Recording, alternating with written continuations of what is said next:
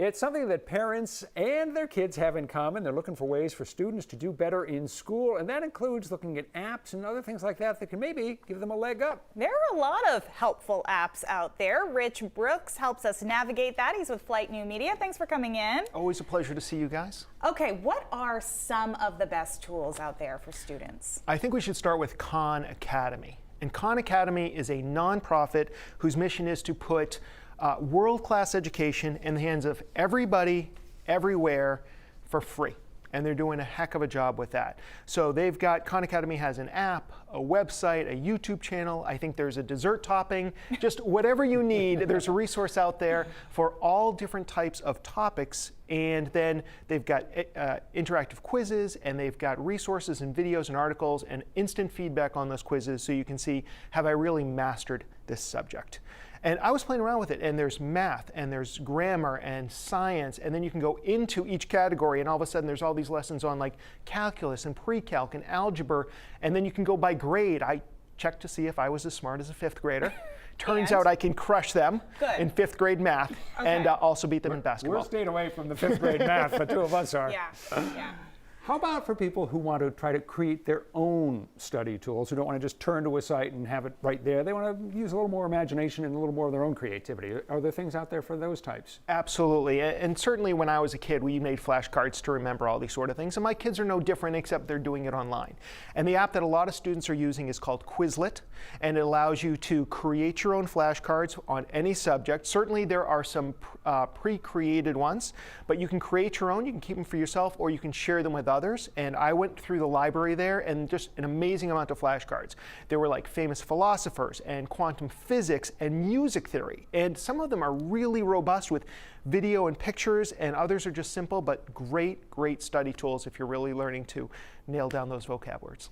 What about something if you're stuck on just one specific problem, mom or dad cannot help? Yeah.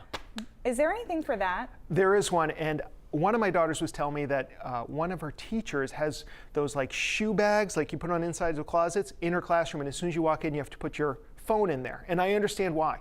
Because you can use this app called Mathway to take a picture of any math equation, and it will solve it for you. What? And it will even give you the step-by-step results as well, so you can do this. Great for homework. Now, obviously, you can cheat using this, which is why they probably hide it. But no, it's a free app. You do have to pay extra to get the step-by-step instructions. You get like one free one, and then it's basically like it's a premium tool after that. But really fantastic for those of us who don't exactly remember pre-calc. A lot of what goes on in schools now is group-based. Get a lot of students together. What is there that serves that need? So if you're one of those social learners, there's an app out there called Go Conquer, also free, and you can create mind maps and study guides and all these really awesome tools. You can keep them private, you can share them with classmates, you can share them with students across the world. There are study groups that are formed, and you can join them and share and get immediate feedback on whatever your areas of interest are. It's really fantastic tool, and again, that one's absolutely free too. Sometimes the hardest part, I think, is making learning fun.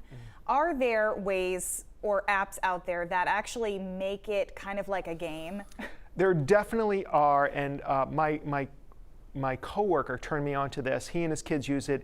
It's called Prodigy Math, and basically it's like a battle game like Final Fantasy, where you are having to solve math problems timed to launch spells or attacks. And you can either go against computer-generated monsters, or there's a head-to-head one. So, I mean, talk about nerdy. You get to really go in there and cast spells based on whether or not you solved for pi or something like that. But it was a lot of fun. The graphics were as good as any other app you see out there, so it was definitely fun to check out. You've opened my eyes to all kinds of things that I did not know about, and clearly there are a lot more education tools out there. Yeah, there absolutely are. And I actually just got a high school intern at Flight New Media to help us out with some of the marketing. And the first thing I gave her is, I'm like, do some research into education apps. She came back, Abby Cashman, put together a great resource. And I believe we're going to post all of the ones that didn't quite make this cut onto the 207 website. Great. I wish they were around when I was younger. Yeah, we were born too soon. You guys turned out okay.